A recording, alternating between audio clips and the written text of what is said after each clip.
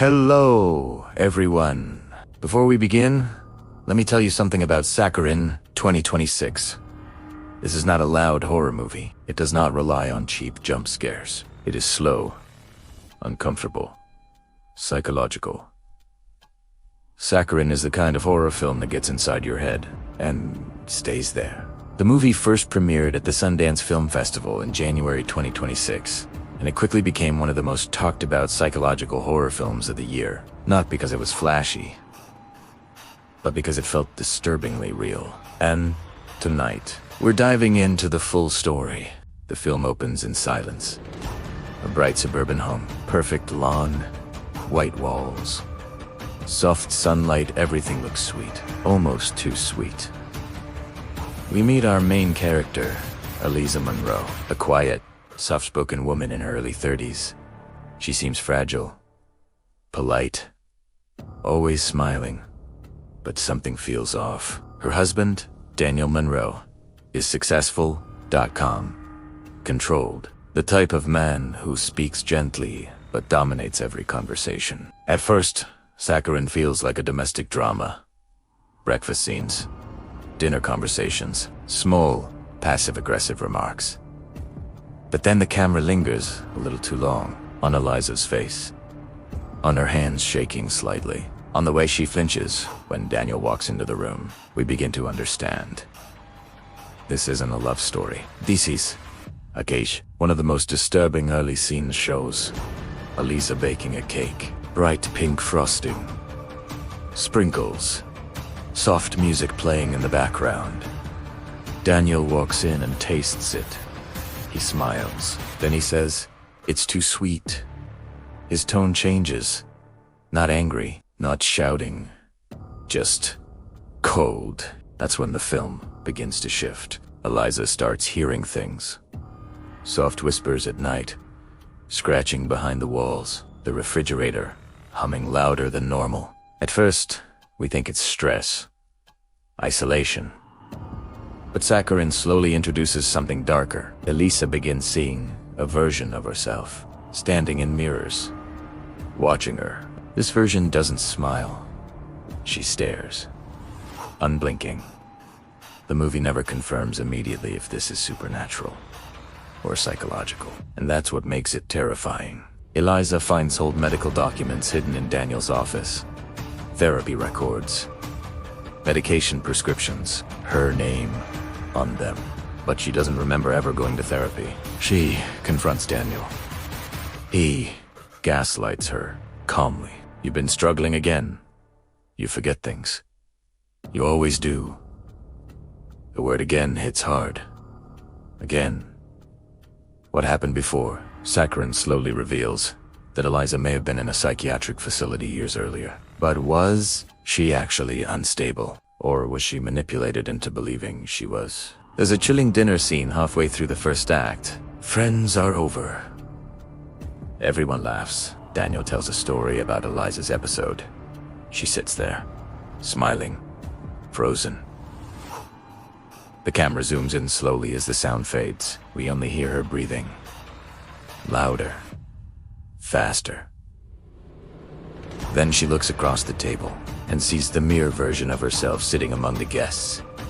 No one else reacts. That moment confirms something. Either she is losing her mind, or something else is wearing her face. The tension builds through small moments. Milk left out that she doesn't remember pouring. Bruises on her arms, doors locked from the outside. Then comes the turning point. Eliza wakes up in the basement. Not tied, not restrained, but the door is locked. Daniel stands at the top of the stairs. Calm. He tells her she had another breakdown. He says he's trying to protect her from herself. This is where Saccharine becomes deeply disturbing. Because it stops being about ghosts. It becomes about control, psychological imprisonment, identity erosion. Eliza begins questioning her own memories. We see fragmented flashbacks. A hospital room, bright lights are screaming, but the faces around her are blurry. Were they doctors?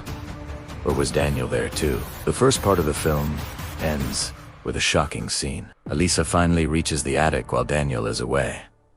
She finds videotapes, old recordings, home videos. In them, she looks confident, strong, independent, not fragile, not unstable. Then she finds a final tape. Security footage from inside the house. It shows Daniel injecting something into her drink. Slow, calculated. Her hands begin shaking as she watches. The camera cuts to black, and we hear the basement door slam shut again. That's where part 1 ends. In part 2, everything changes. Because Saccharine is not just about abuse. It's about something far more twisted hiding beneath the surface. And the final reveal is not what anyone expects. Ever feel like you're watching your own life from the outside? Like you're a stranger in your own home? That's where Eliza's story begins. In a picture-perfect life that's about to shatter into a million terrifying pieces. Imagine this. You stumble upon proof that your husband, the man you've built your world around, is not who you think he is. That's the moment Elisa discovers Daniel's betrayal. But instead of a dramatic confrontation, what follows is something far more chilling. She decides to play a game of psychological warfare. On the surface, Elisa becomes the perfect, doting wife. She smiles. She cooks his favorite meals. She plays her part flawlessly. But behind closed doors, something sinister is stirring. It starts with a flicker in the mirror, a movement that isn't her own. Her reflection, once a familiar copy, starts to act independently. A slow, knowing smile when Eliza's face is blank. A hand reaching out when her own is still. It's a terrifying secret that only she can see. Her own image taunting her, mirroring the duplicity that now fills her home. As Eliza navigates this silent war, her mind unravels memories she had long buried. We see flashbacks, not of happy times, but of Daniel's subtle, systematic control. The way he'd dismiss her opinions, isolate her from friends, and reshape her reality, piece by piece. He wasn't just a cheater. He was an architect of her confinement, building a prison disguised as a perfect marriage. The betrayal wasn't a single act, but a slow, creeping poison that had been working on her for years. Every condescending remark, every gaslighting comment, now comes back into sharp, horrifying focus. The house, once a symbol of their life, together, begins to change. It's as if Eliza's inner turmoil is infecting the very walls. Dust gathers in untouched corners. Shadows stretch and writhe in the periphery, and the air grows heavy, thick with an unseen presence. The home is no longer a sanctuary. It's becoming a character in this nightmare, a predatory entity that seems to be feeding on the decay of their relationship. The polished floors grow dull, the vibrant paintings seem to fade, and a strange chill seeps through the vents, even on the warmest days. The mirror reflection becomes more audacious, more menacing. It's no longer just a flicker of movement. It's a separate being, a darker version of Elisa, urging her towards an unthinkable path. Is this a manifestation of her fractured psyche? A breakdown from the years of emotional abuse? Or is it something else? Something supernatural that has been drawn to the house by the raw energy of betrayal and despair. The line between reality and hallucination blurs completely. Not just for Elisa, but for us watching her descend into this madness. The tension builds to a suffocating peak. One evening, under the guise of a romantic dinner, Eliza makes her move. A glass of wine, a special ingredient, and Daniel slumps into a deep, unnatural sleep. He's sedated, trapped in a dream world while Eliza is wide awake in her living nightmare. With Danielle neutralized, the true nature of the house is unleashed. The decay accelerates. Wallpaper peels like sunburnt skin. Strange whispers echo from empty rooms, and doors creak open on their own. The entity, the predatory force, is taking over, consuming the last remnants of the life they once had. We are left trapped in this decaying home with Elisa, and the entity that now seems to wear a face in the mirror. The film doesn't give us an easy escape. It doesn't tell us what's real and what isn't. We are forced to question everything we've seen. Was the house always haunted? Did Elisa's pain summon this entity, or did it create it? The ambiguity is part of the horror, making us feel as disoriented and paranoid as Eliza herself. This isn't just a story about a cheating husband. It has a deep dive into the horrors of psychological manipulation and the monstrous things that can grow in the dark. And then, the final, bone-chilling scene. The house is quiet. The morning sun streams through the window. Eliza appears, dressed and ready for the day.